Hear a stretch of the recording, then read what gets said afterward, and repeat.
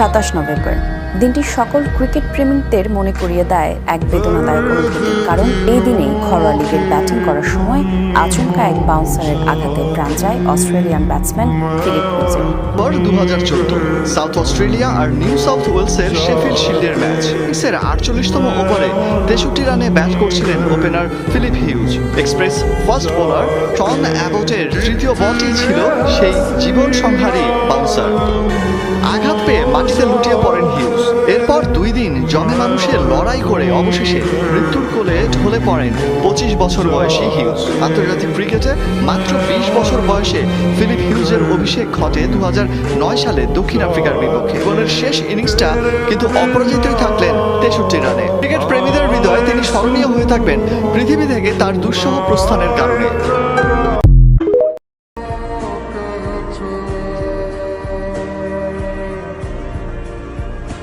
जीते